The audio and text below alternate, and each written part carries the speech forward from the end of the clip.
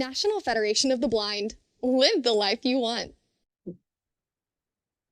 The National Federation of the Blind advances the lives of all of its members and all blind people in the United States. We know that blind we know that blindness is not the characteristic that defines you or your future. Every day we work to raise expectations because low expectations create obstacles between blind people and our dreams. Our collective power, determination, and diversity achieves aspirations for all blind people. And with that, I would like to welcome you all to our October Where the Blind Work webinar, where we will be highlighting professionals who are working in the arts and entertainment field. My name is Nikki Jackson, and I currently serve as the Employment Program Coordinator here at the National Federation of the Blind. And I'm super excited to have you all be with us this evening, and even more excited to introduce you to our fabulous presenters this evening. So with that being said, let's go ahead and hop into this conversation. So, all right. So we have two amazing presenters this evening who are going to share about their professions and how they find success as blind people in these particular areas that they work. So, give me one second. I'm glad we are recording. Okay, so our first presenter, um, hailing out of Florida, uh, currently works as an accessibility coordinator for the FIFA World Cup 2026. I'd like you all to give a warm virtual welcome to Natalie Gross. Hello. So nice to be Hey, here. nice to have you here. So, Natalie, if you don't mind, do you want to tell our viewers a little bit about who you are and what you do and how you got to the position where you are now? Yeah, so again, my name is Natalie Gross. I'm originally from Pasadena, California, so a long way from home right now. And I'm currently the accessibility coordinator for FIFA World Cup 2026. And getting to this job has been quite the journey. I've done quite a few things in entertainment, so not a straight path to what I'm doing. But when I graduated from college, I initially wanted to be a publicist, but there were no blind publicists. There was not even any disabled publicists that I could even reach out to like get mentorship or anything like that. They just weren't hiring us. And I wanted to either do publicity in fashion or sports, which is like, I know very different, but I'm a versatile girly. I still love fashion and sports. So it really did fit for me. But again, like that path wasn't quite working out for me. And so I did a lot of freelance work. I did a lot of internships within taking PR internships. I worked at the Grammy Museum as an intern, and then I interned for one of Katy Perry's background singers. She was super nice. Her name is LB, or Lauren Ball, and just kind of hustling because, again, nobody was hiring blind people in the entertainment industry when I graduated from college. It was very few, far in between, very scarce. And I was like, okay, like this is a big problem. Like, why aren't we more represented in this area, in this space? And so at that time, I wasn't well connected in the blind community. I had gone blind right before I went into college, and most of my peers weren't disabled at all. And so I really wanted to gain a connection to the community. So I joined a blind theater group. Somebody reached out to me, was like, I think you would be really good for this. And I was like, okay, why not? Like, it'll be a chance to be around other people that are experiencing, the same things that I am. And so I decided to join the group and found that I really loved it. Ended up getting scouted at one of the rehearsals casting agent came in and was like, "Hey, like we're looking for people for a commercial." And I was a real ratchet that day, y'all. Like I had came from a TV show, I went to go watch the TV show with my mom and my friend, and like it rained, my hair was crazy, and I just really came into the audition and was like, "Look, I'm not like this is me, like not doing the best, but like."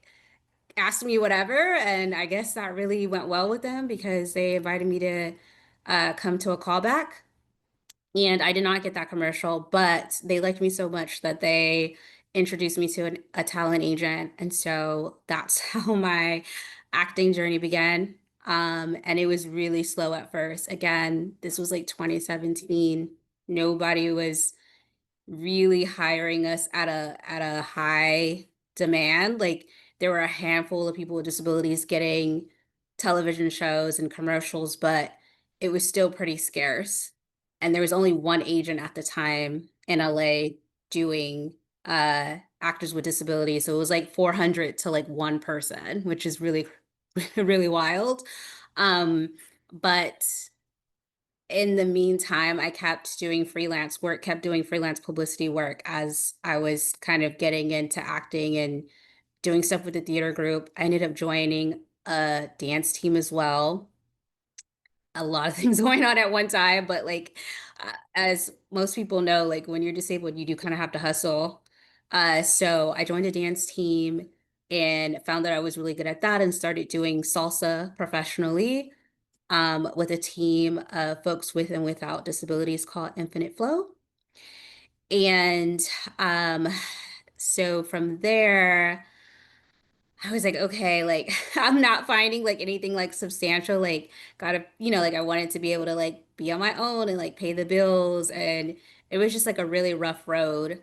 And uh, I was struggling a little bit, but just still hustling. So I decided like, okay, like what can I be doing in the meantime if I'm not, working like one stable job? So I really love fashion, going back to how I said I liked fashion.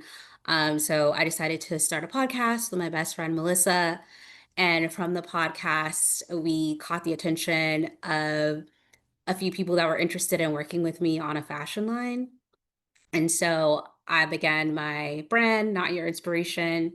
And so again, doing acting, doing fashion, still dancing, just kind of hustling until I got an opportunity to work as a publicity and marketing coordinator for Blind Institute of Technology, which was a really great job. Love them, still do. And then from there, there was a consulting agency called Levant Consulting Inc., and they were looking for someone who had an entertainment background. They did a lot of stuff with Google and the Academy. Also we worked with the Grammy. So like it was a really good opportunity for me to kind of get my foot back into entertainment, but working more a 9 to 5 job. And it was an incredible opportunity. I learned so much from them, found out that I love event accessibility, really loved working for big events like the Academy, giving you guys a short version because there's a lot that I've done. And then from there, the FIFA job opened up. And as you guys recall, in the beginning, that I wanted to originally work for sports, so it just seemed like full circle. Um, Saw that I would have to up and move to Miami, but I thought it was worth like, FIFA World Cup is like the biggest game in the world, and so I thought that it would be such a good opportunity for me to gain some real good experience, and it's been such a great opportunity. Like I worked Club World Cup this summer and was the sustainability and human rights venue manager at Mercedes-Benz this summer and just got a lot of experience working at a stadium and looking forward to like all the amazing work and accessibility features that we're going to be providing.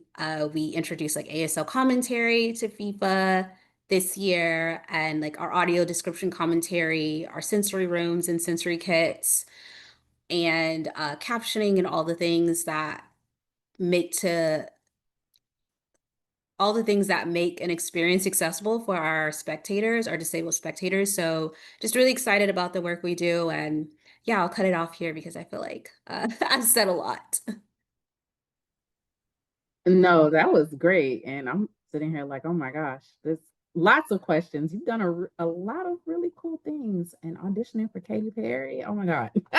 No, not auditioning. I was Oh, you were a background singer. no. I interned for her Oh, background singer. Yeah, oh, you I was her interned for complete. the back. Okay, okay, okay. I was like, oh my gosh, like, No. but still to be in those circles, right? To make those connections, right? That was very valuable for you, and you were able to connect with people and get some experience in that work. So, oh my God, my bad. I'm speaking it into existence for you. No, I think I'm gonna stay here, right here Oh, in sports. okay, okay. All right, thank you, Natalie. So we will move on. By the way, we may get a flood of people because apparently they had the wrong Zoom link. So if like a few people start joining, that's why I ended up having to resend the link out. Um, okay, so for our next presenter, um, hailing from Texas, this person is a musician, a performer, a consultant, and all the things. You all please give a warm virtual welcome to Christine Jones.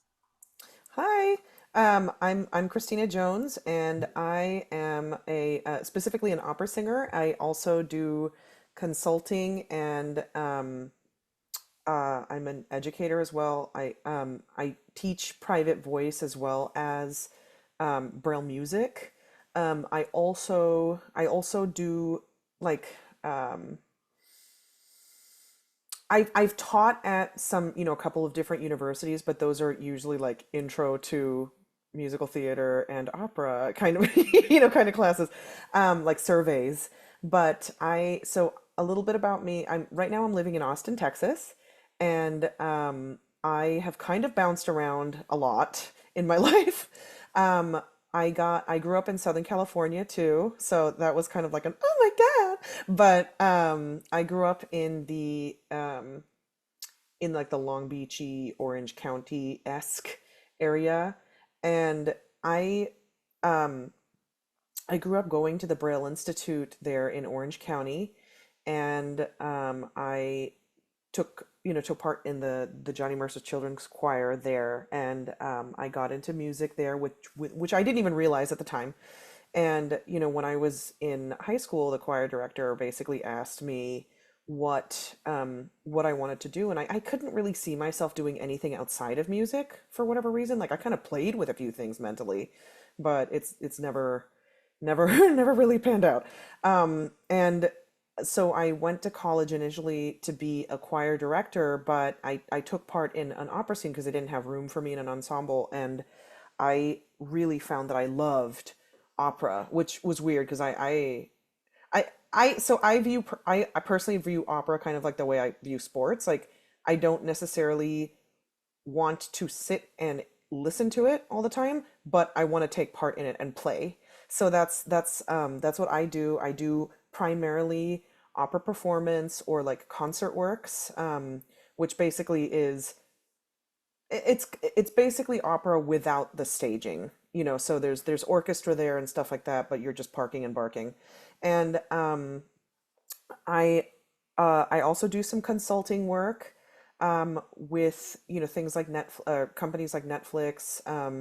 I've done stuff with ABC, Disney, Sesame Street, Reading Rainbow, of all things. Um, and I also Lifetime of all things.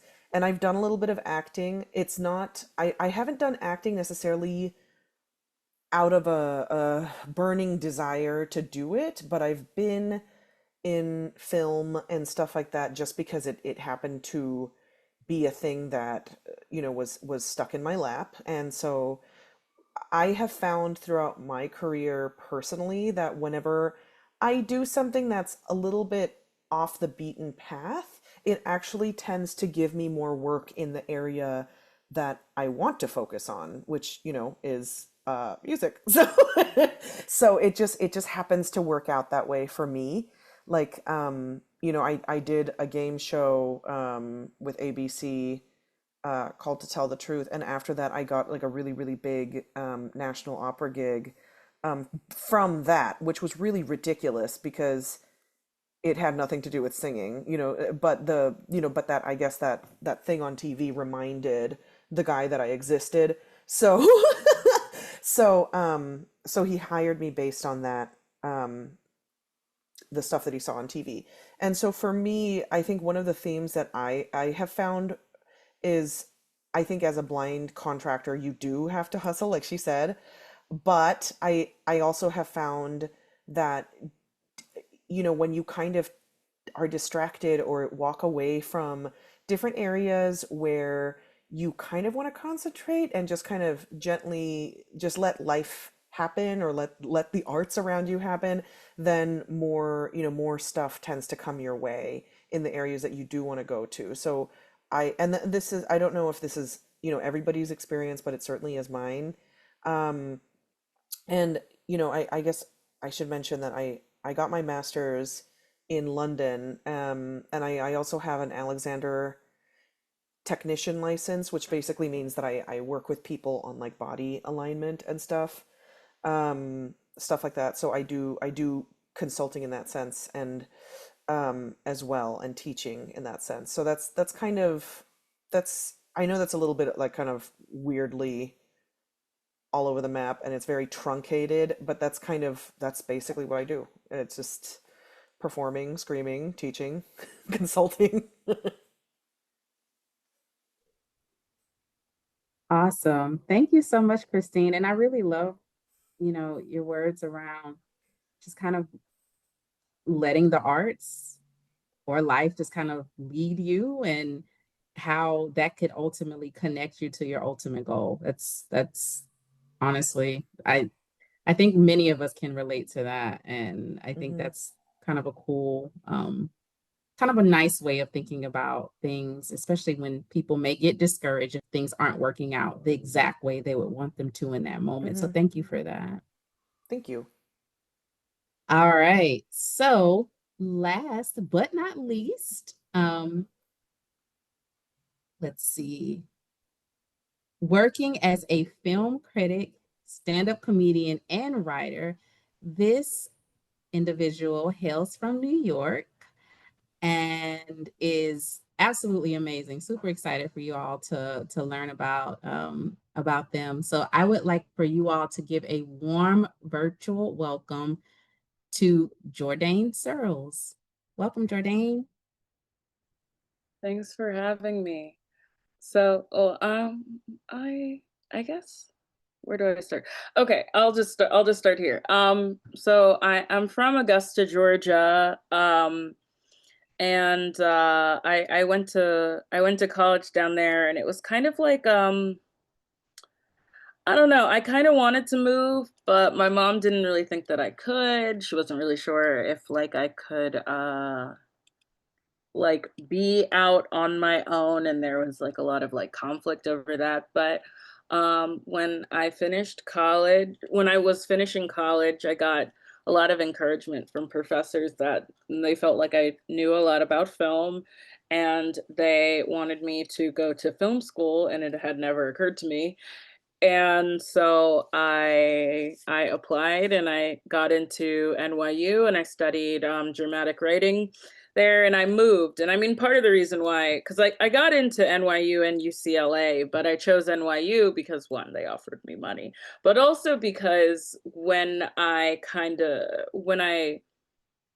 did a lot of like research on LA in terms of like transportation wise, and because I'm low vision and can't drive, it just didn't really seem that feasible. Like somebody would have to be driving me around all the time. And so I thought, if I got into a school in New York, then I could just live on my own and be independent and be able to just like walk and take the train everywhere, which like I've been here for 10 years now. So it's crazy, but it was like such a weird concept. And I remember when I first moved here, like I just rode like all of the trains, like just trying to figure out like where everyone was going. I got lost a bunch. It was because it was something that my vision teacher taught me when I was younger. Just like get the full lay of the land. So I was just like listening to very long albums and just like riding the subway around around trying to figure out. And now I know it pretty well. So I got into writing about film. I was originally studying the writing part of it, a bit, the writing part of it, and then I started writing film criticism just kind of like by myself, like on my blog, and I didn't really expect anybody to like care or really notice. Uh, but I got a fellowship with magazine that doesn't exist anymore, Bitch Magazine. They started out in the Northwest, and they were a feminist publication, and they were doing a fellowship for pop culture criticism. And so I applied and I got in. And the really cool thing about it was that you had to write a certain amount of articles for the fellowship. And so it was I think maybe like 8 digital articles. So I immediately had those bylines when I wrote those pieces. And then I did a long form research piece for the actual print magazine. And so it was like one of my earliest like pieces of long form writing, and it was just nice to have this thing in my hand. Like it's like, oh, I wrote that. um it it's kind of weird being a film critic when you have low vision, because like there are things that there are things that I don't really notice as much as like other critics do, but I make a point to pay extra attention. Sometimes I watch films more than once when I'm reviewing them if I have access to it. And I kind of think that kind of like developed this perspective of like I guess I pay a lot of attention to the dialogue too. So I have pretty good recall for that, but it's kind of like I kind of like try to like work my disability kind of into it in terms of like the things that I notice and the things that I don't notice. And sometimes I'll ask other critics about things that they've noticed. And it's like, and so it's kind of like figuring out like, is it the film that's coming up short, or is it like a visual thing? And it's always a very like interesting conversation. And I also like I have the opportunity to write about films, actually like about people with low vision, and that's like extra special for me. um I I wrote about a piece, um a film by Rodney Evans, and I completely forgot what the movie is now. I'm gonna try to remember what the movie is. Anyway, so I have been doing that for a while, and I've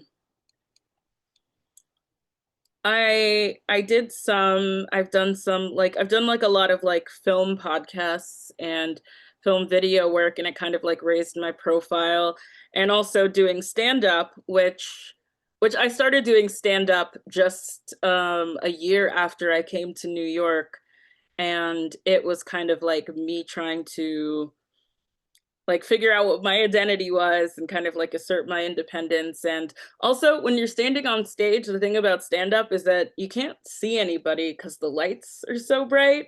So it's like it's such, I don't know. I thought it would be scary, but the fact that I can't really see anyone's faces actually makes it really great, because I just can kind of say what I want to say, and I can't feel the judgment if it's there. Like it's none of my business.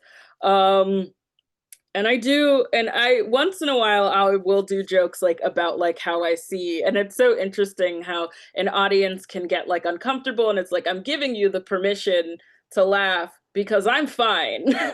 I always because I don't know, you live your whole life and people are just like, oh, do you want to get this fixed? Do you want to do something? And it's like, I didn't know, I don't want to get it fixed. So I just want to talk about it. Like it's fine. Um, or do you want, and I love and I love my big glasses. I used to, it was so funny because of like how thick my lenses are, I used to have like these like very like thin glasses, because it was like, if you have the bigger glasses, it means that they can see how thick your lenses are. And that was something that my mom was afraid of, that I would like look like a dork or something. And then like it's so much of like my adulthood is just like wearing like big glasses, like my and I love wearing big glass, and it's like my favorite. So yeah, but also like doing stand-up has been really helpful with my job as like a film critic, because I do a lot of film Q&As and panels, and I introduce films a lot. And I get asked to do these things because I'm just really comfortable being on stage, even though like like when it comes to with Q&As, like sometimes I can't see all the hands. Sometimes I just whisper to the filmmaker, can you just point out the hands for me? And everybody's very chill about it. And even like despite the fact that I can't see everybody out there, I keep on getting asked to do it because I'm just really comfortable talking, and I'm really comfortable with, and I'll tell like them where to stand, like so that I know what time it is. I'll tell like producers and stuff exactly where to stand, like in my line of vision, so that I know where their hand is, so that I know when the time is up. I do the same thing for stand up. I'll just be like, you have to stand here and you have to hold up your hand here or I'm not gonna know, and I'm just gonna keep talking. And there have been times, that's like my only issue with stand up, is sometimes if I can't see where the light is, because sometimes they'll hold up a light, I'll just run the light and I'll go a little bit longer than I'm supposed to. That's like so I have to start like timing myself. So just in case. But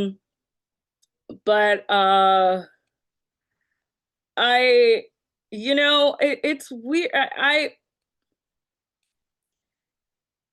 I feel really fortunate because, being able to live here means that I can go to all of these events and do all of these things. And I've not only I've been on like film festival juries, and one of like my favorite jury experiences was I went to Melbourne, and I had never been to Australia before. And I was on the jury of the Melbourne International Film Festival, and I also they do a thing called Critics Campus where you mentor other writers. So it was really cool to be able to like mentor another writer while I was there. Also love Australia, great place to go. Well, Melbourne's safe. There's no like giant things that could kill you in Melbourne. And also the coffee's really, really good. Really, really good. But I'm trying to think, is there anything? Oh yeah, I do podcasting a lot. I I've written for like the New York Times, I've written for Vanity Fair, I write for the Hollywood Reporter a lot. And it's been really nice. I mean, especially, in terms of like difficulties, like because I can only see out of one eye. And so, sometimes it can get tired and like stuff like that. But editors, maybe the trick is that if they like your work enough, they're willing to like work with you in terms of like, oh, I just got really like exhausted. I'll go to a film festival, I'll see like 3 films, and they'll be like, oh, have you written the reviews yet? And it's like, no, I just saw 3 films. Like I need to rest. But I'm trying to think. I don't know. Like, I never really thought that I would be able to live as independently as I do, and I feel really fortunate. And I don't even really know how to explain like why why me as a low vision person like loves movies so much and watches movies so much. It's almost like I'm trying to like watch as many as I can, like just in case, like just like for as long as I can. When I was a kid, they weren't sure if I was gonna like lose my vision, and I think, yeah, obviously it didn't happen, but I think it just kind of made me like really, really anxious to like read and watch as many things as I could, like just in case. Um, and also it's made me think a lot about, like how much we can learn how much filmmakers can learn from disabled voices. Like there's this is such a random thing, and I'm gonna end on this because I feel like I'm rambling now. Um, there there was a movie that I was supposed to review a couple years ago, and I couldn't because there were all of these Easter eggs all over it. And people who watched it, they would have this like, I saw this, I saw that, I saw that, and I was like, well, I was just kind of focusing on the characters, and in terms of the characters, I wasn't really getting anything from it. And it was such an interesting experience where like my reviews sounded so different from everybody else's reviews just based on how I saw it. And I think that's a really cool thing about film criticism is that like it's your perspective, like it's not nobody's right or anything. It's like if you have a unique perspective and if you really pay attention to your craft, then like whatever observations you have are going to be interesting, even if it's not kind of like the traditional way that you would imagine talking about film. So I hope that made sense. Absolutely. No, I love that. I- it's it's really it's really nice to hear from all three of you all how comfortable each of you all are in your craft and with who you are as an individual. I think Jourdain, you sharing about your experience of being on stage and because the lights are blocking the view of everyone, that making you more comfortable and being able to like really just truly show up on that stage as your authentic self. And because you can't like see the faces, so you get nervous. Like I think that I don't know. I never really thought about that perspective of like, of like that's a great way to kind of shake those nerves. So that was really cool to hear about your experience with that. But I do want to get into a question because you touched on something around being able to engage with your work in a way that everyone else is. And Natalie touched on it earlier too, around like there not being a lot of disabled voices in the entertainment field. So I'm sure all of you all have faced some challenges with accessibility in your work. How have you how have you overcome those challenges, or what are some of the ways that you've been able to work through those accessibility challenges to be able to produce your work or perform or just produce a level of work that matches your sighted or non-blind peers?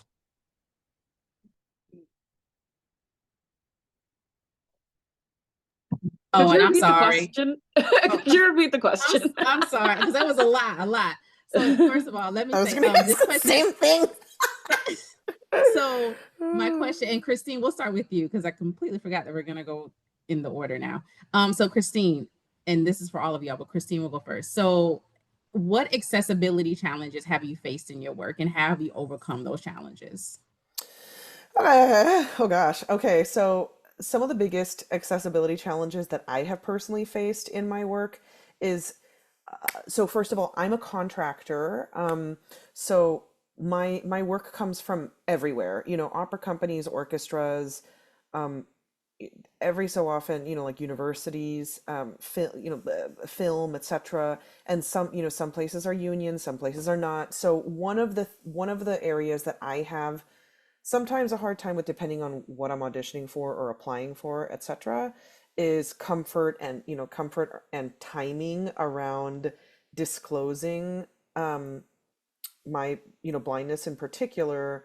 And I think in the last, like, oh gosh, 7 years, I've really pushed myself to be more comfortable in my blindness journey. And I think I realized that a lot of my hesitation in disclosing was my own internalized ableism, to be honest, because I think I wanted to be seen as I wanted to be seen or viewed as competent and on equal footing. But then I realized that when I was wiping blindness out of the equation to be seen as equal, I myself was erasing that fundamental part of myself, and I was just like, screw this, I don't want to do this anymore. And so I actually made my blindness as part of my brand. So like my website is theblindsoprano.com. And yeah, I know it sounds cheesy and it sounds gaudy, but it keeps me honest. It keeps me honest in a way that I'm, I'm going to be honest. Sometimes I wonder, if I didn't disclose, or if I, whatever, would I get more audition offers? Do you know what I'm saying? Like, I know it sounds really silly, but I'm just trying to be honest here. Um, and, having that all over my resume, having that all over my website, etc., and part of my branding, um, has forced me to be honest with with the people around me. And I think as a result, I've gotten good um a good amount of work from that, to be honest. And also a good amount of work where people are not expecting what they're not going to get. You know what I mean? So that's one of the big challenges. The other one would be like juggling time and resources without resources being necessarily provided consistently for me. So most of the time I have to provide my own resources. Like I have to get my own stuff in Braille, or I have to learn it by ear or something. And also, a lot of times you're hired really quick, at least for me, I'm hired really quickly. And then all of a sudden it's like, oh, look, we just sent you the sheet music 2 weeks before you're gonna have to come and be off book on this thing. And it's like, are you kidding me? So they don't give you a lot of time most of the time in this world to get what you need done. And you know in school, obviously, that like they can deal with that and you have to deal with it and stuff like that. But I you know I I'm in a position where if I don't take the job, that might mean that somebody else gets the job, and that somebody else might be more competitive, or more or more likely to be able to complete the task without them fussing over accessibility, etc. And while that's a nasty truth, it is a truth, and it's a concern, because I'd rather eat. So that's been one of the challenges for me. The way I deal with it is I have several readers and things like that who I know and trust, who I can call and say, please, please, let me buy you coffee. Can you please read the sheet music for me, or read the text to me? Or I look online, to see if like um, National Library Services, or Bard, whatever you want to call it, might have the sheet music that I need. Or I look to see if it's like public domain, or if there are recordings anywhere. Or I like contact pianists that I know, who can plunk things out for me, to learn something really quickly, etc. So there are lots of different ways I approach that, especially in the quick turnaround. One of the other challenges for me is staging, and staging in terms of, not because it's always difficult, but because I think a lot of directors and things like that have assumptions about what they think I need, or what they think I'm capable of. So explaining to them in a way that's firm but not rude, about what I do or don't need, how much spoon feeding I need with the staging, things like that. And also like trusting myself. And I'm a person that can second guess my own abilities, I guess you could say. Like I'm not an like an I'm not overly confident. I'm pretty confident and comfortable and stuff like that with myself and my skills, but I'm also not immune to insecurity, So so I will many times, like, if there's something that goes wrong in rehearsal or whatever, a lot of times, to be honest, I assume it's me, that I might have stepped out of place or whatever, and done something wrong. And it's many times, thankfully, most of the time, it's usually not me. Um, and I think I need to remember that. But but there are times where it is, and everybody makes mistakes too, and that's okay. But but I think sometimes, like, when you're in a position, at least when I'm in a position, I won't speak for everybody else, but when I'm in a position where I feel like I'm being put on the spot, or I feel like I'm putting pressure on myself because I know that I'm the only blind person that a lot of people will run into or work with or whatever, and I feel like I might be screwing it up for other blind artists or something, you know what I mean? Like, I feel this pressure to be um perfect, I guess you could say, which is silly because nobody's perfect, and that's something I need to let go of and stop. But yeah, and the other thing for me in terms of, accessibility challenges is, I touched on it earlier in terms of like comfortability and timing around disclosing. And I, generally speaking, like, I let my website and my CV disclose, but occasionally I'll come across it where somebody for some reason didn't look or didn't remember or just thought I was being cheeky about it. And then all of a sudden they're like, "Oh my God, you really are blind." And I'm like, yeah, yes, I am. And they're like, "Oh," and so I think some of the challenges, and I think part of it is in my head, I'm quite snarky, I can be. So when somebody says something like that, like, it's really challenging for me to just bite my tongue and not be a jerk. So so those are some of the challenges for me. And I'm sure that everyone will have similar or not challenges. Thank you, Christina. Jourdain, what about you? Um, the major thing that I deal with, like going to a lot of film festivals, is, well, film festivals and screenings in general, is accessible seating. I have to spend a lot of time being like, I had a situation recently with the new Spike Lee movie, which thankfully I had already seen. I was seeing it again because I was invited to see it again, and they put me in the balcony, and I said, "I can't be in the balcony, I can't see." And they were just like, "Oh, go up there and try." And it's like, no.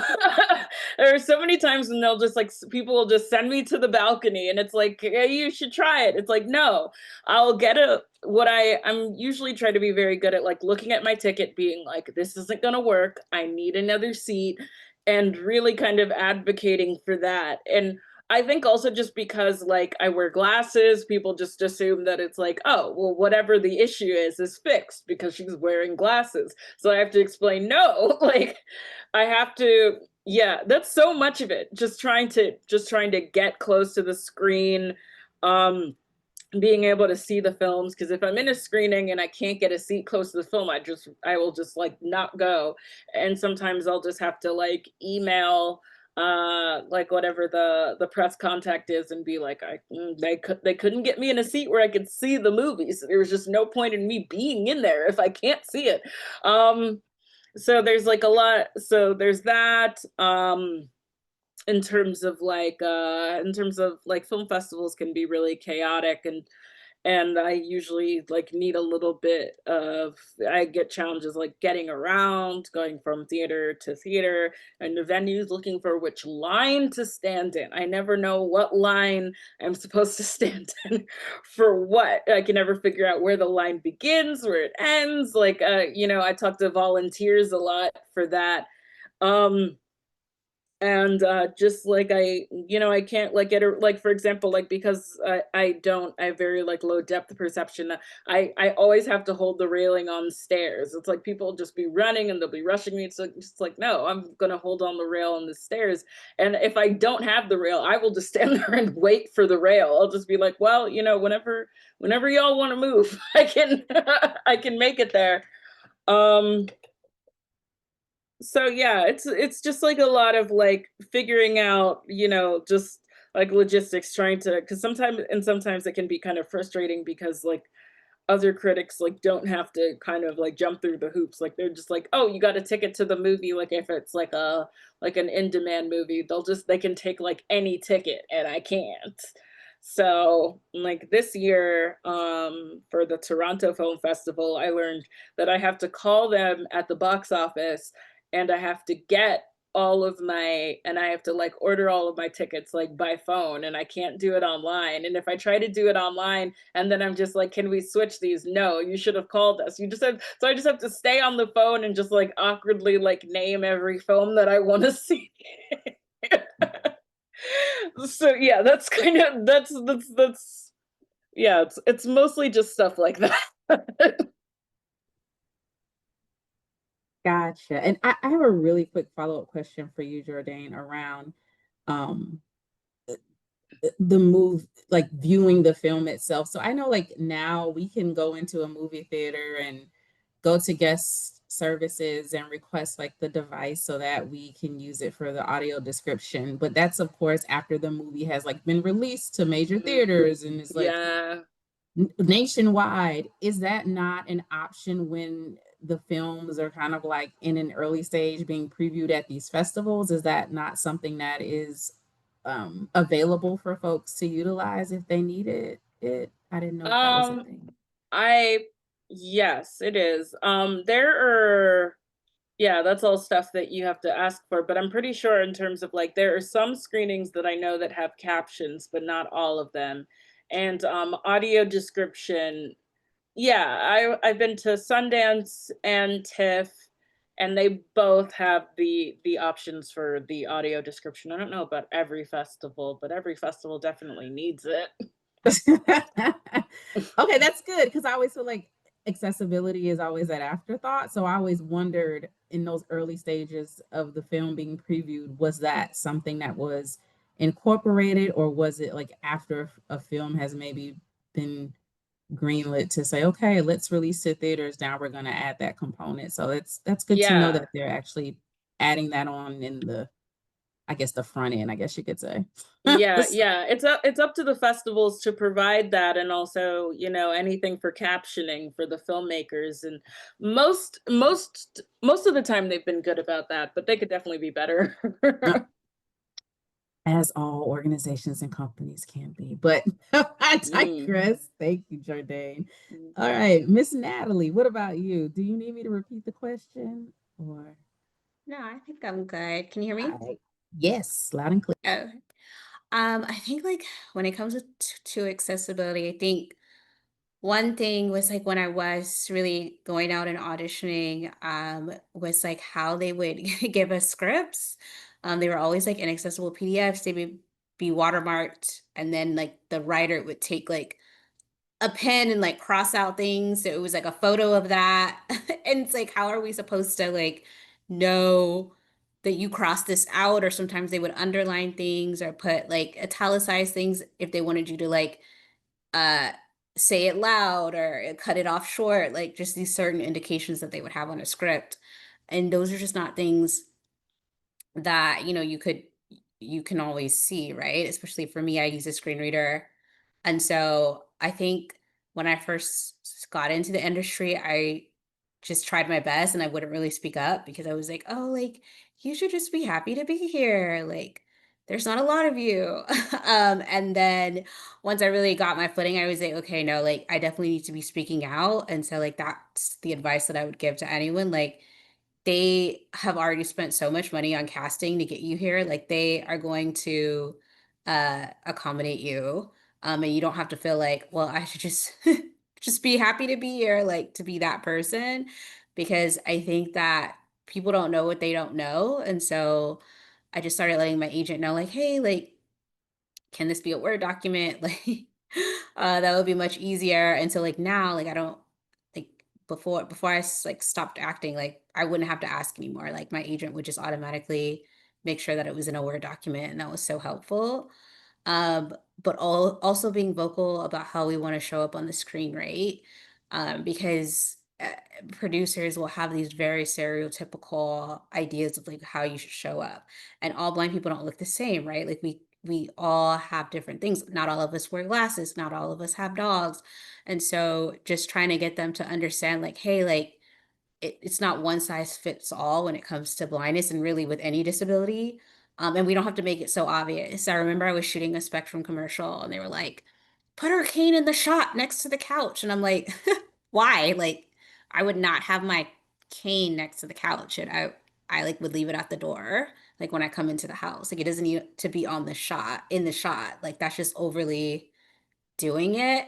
And so I think like it's just about, speaking up. And like when I said that, the director was like, yeah, that is kind of silly. Take that out, like, so I think it's just about standing up for yourself and being, it's hard, right? Because like you tend to be like a little shy and you don't want to lose your job. Um, but I think like there's a way to say it to where folks definitely understand. And I think it's the same way on my job now. Like if something is not accessible, like I have such a great team of people that are like, okay, Natalie, we'll just deliver it in a way that works for you because like Monday.com is just like we use a thing called Monday and they're like, it's just not accessible. So just deliver it in the way that feels comfortable for you and will accommodate you. So I've been really lucky in that sense that I have really supportive managers, but I think that's not always the case, right? So I think it's just speaking up even when it feels uncomfortable because again, I think from working in accessibility for so long, I found that people just don't know what they don't know. And it's they usually will say no because they just have never done it before. But like once you explain it and come with a solution, they're like, oh, okay, like got it. And then they end up adopting like what you taught them. So I think that's like kind of my advice when it comes to like entertainment and accessibility.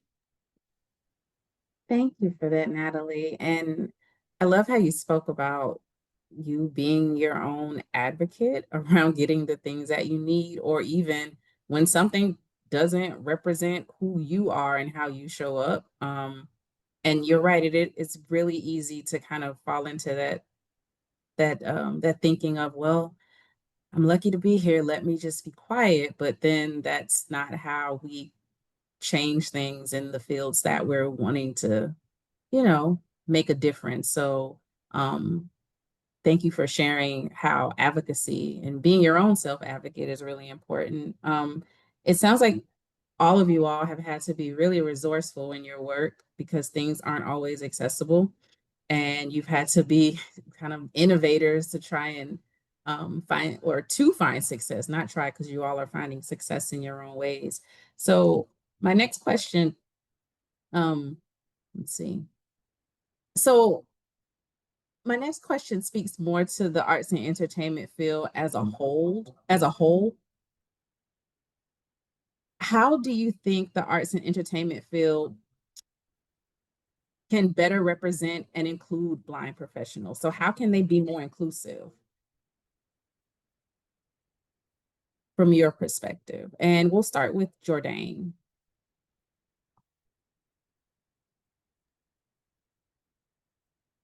More inclusive. Well, it would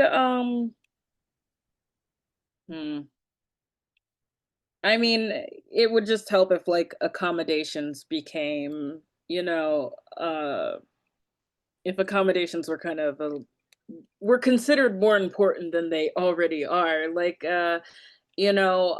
more thought about disabled people that work in films, more accessibility in venues, especially like film venues, like where you watch films.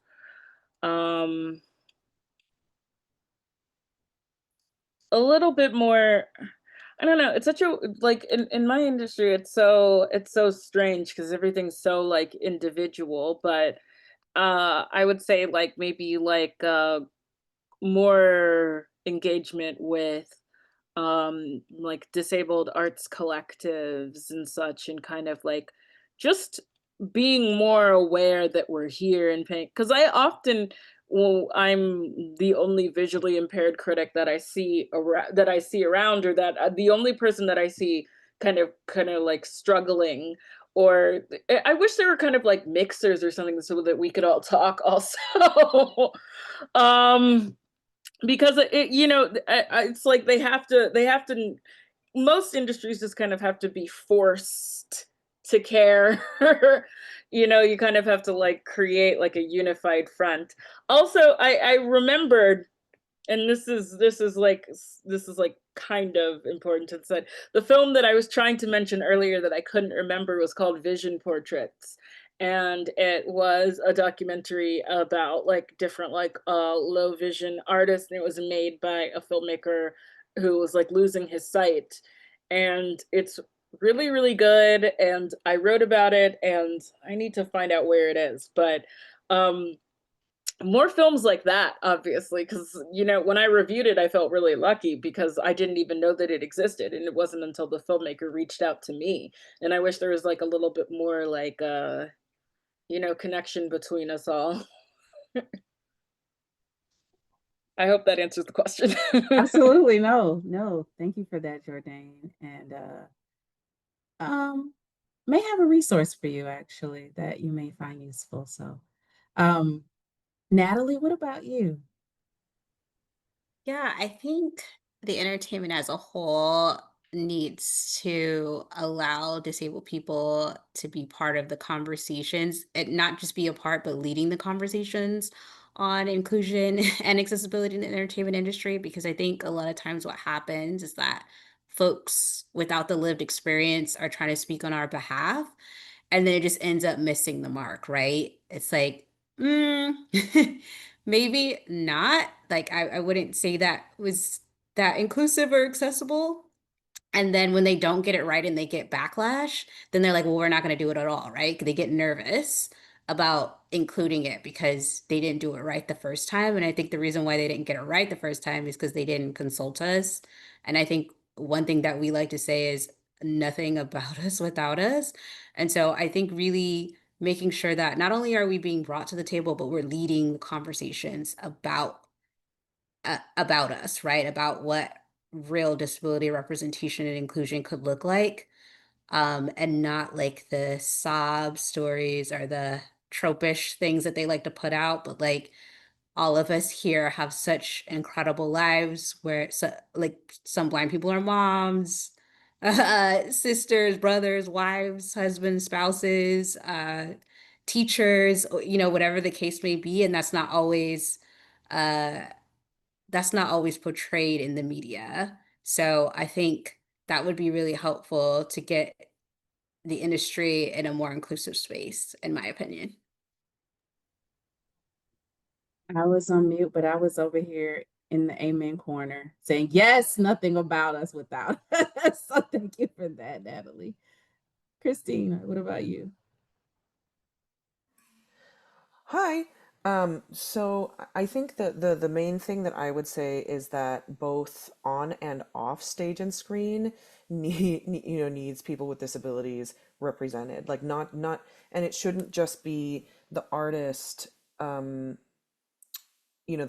performing artist who's advocating for themselves, but I really think that there should be just representation everywhere. There shouldn't just be, oh look, this is a job for a blind person. I just don't think that there's such thing as that. And I think it's really important that we, not just encourage each other as blind people to look outside of what are indicated as easy or jobs for us to have and be part of, but also it's important to me as a blind opera singer to have more work be created specifically for blind people. And like I'm not a person that's particularly territorial about my work, and I'm actually always shoving other blind opera singers at directors and stuff like that I've worked with, because I think those kinds of networks are really necessary and important. And I think that that's really what it's about: communication, open communication on both sides. I think it's also about building positive relationships, and that also means having discussions and allowing people to ask questions that are sometimes uncomfortable. Again, in the amen corner, especially around the point that you made around, there being some people will say like blind jobs, the easy jobs, right? Like why can't there be blind people working backstage with the stage crew and Exactly. doing all the things. So thank you for saying that, because that's such an important, I think, point that needs to be made and emphasized. So really quickly, because we are coming up on our time here, but I have two questions for you all. Final questions, really quickly. The first question, can you tell us about an exciting project that you're currently working on? So you all have shared so much, I think, rich, just like stories and experiences, but what's something that you're currently working on that you're super excited about and want to share? And we'll start with Natalie. World Cup. That's my whole life right now. And we definitely have quite a bit of accessibility features for blind and low vision folks. We have our audio description commentary, and hopefully we'll be bringing back our haptic boards, which means you'll be able to not only listen to the commentary, but you'll be able to put your hand on a tablet with a raised pitch and follow the ball. It's really cool. I got to try it out for a basketball game. And so I'm really excited about bringing these features and getting the word out, and hoping to see. I got to meet some blind fans during Club World Cup, so I'm hoping to meet even more at World Cup next year. So come find me, come take pictures, come have a blast. Nice. Christina. Well, I just actually finished filming I just finished filming something with Lifetime, so I am excited for whenever that comes out, and I have no idea when that comes out. Okay, we love a good Lifetime movie. Yes, congratulations. Thank you. Jourdain. Project that I'm working. Well, it's not exactly so in on the 21st, on from November 21st to 25th, I've programmed a series at Brooklyn Academy of Music of Angela Bassett movies. So I'm very excited about that. It's my first time programming a series, and I mostly just did it because I wanted to show Strange Days because it's the 30th anniversary, but I'm showing Strange Days, Waiting to Exhale, How Stella Got Her Groove Back, and What's Love Got to Do with It. And I'll be introducing some of them, and it'll be a lot of fun. OMG, you got me at Angela Bassett. Like, that's my birthday weekend too. I need to pull up. That's amazing. All right, so final question for you three. So for our folks who are viewing this, what's a piece of advice that you would give them if they're interested in finding success in the arts and entertainment field, in whatever I guess in whatever art form they want to pursue? What's one piece of advice that you would give them? And let's mix it up. Jourdain, let's start with you.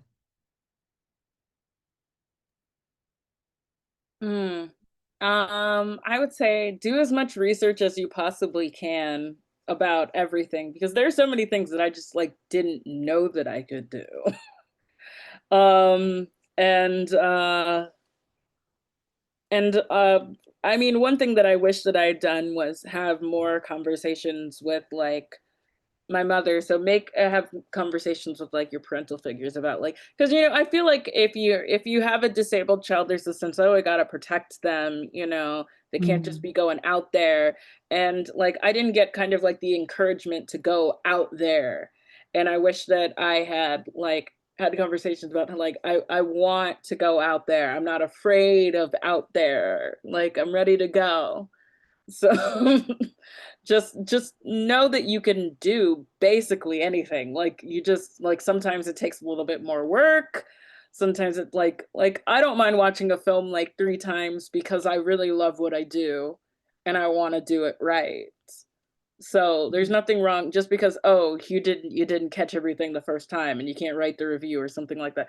Anything like that, any kind of like barrier, just do your homework and try your best, and people are going to appreciate it. Nice. Thank you for that. Christina.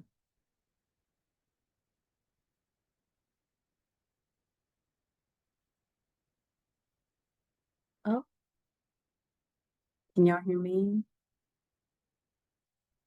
Christina, are you there? Christina is on mute and her camera is off, so I'm not sure Uh-oh. if she had to dip for a second or what. Maybe she'll be back. Okay, thanks for that. So, Natalie, how about you? Yeah, a piece of advice that one of my best friends told me years ago was like, "Hey, Natalie, look, anything that you're scared of, run straight towards because that's how you overcome fear." And I've literally been running ever since. Like I've built my life on that. And it's so true. Things can seem a little scary. Like I mentioned before, like I'm a long way away from home. And I just like packed up everything and moved to Miami. And it's been such an incredible journey. I don't regret it. And so that's the advice that I would give. Thank you for that. Christina, are you there?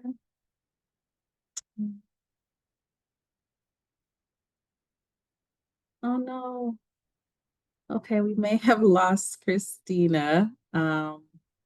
Hopefully she hops back on before we close. But I want to thank you all. I honestly, I could sit and ask you all more questions, and I was trying to be very mindful of your time and just try to try not to just like hog you up for the entire evening. But I really appreciate you all hopping on this evening and sharing about your experiences and your backgrounds and really just leaving some words of encouragement to our participants. So thank you, all three of you all, for being here, and thank you all, our listeners, for being here as well. And if you have questions, please feel free to email us at employment@nfb.org. That's employment@nfb.org. And we look forward to seeing you at our next webinar. Thanks, everyone. National Federation of the Blind. Live the life you want.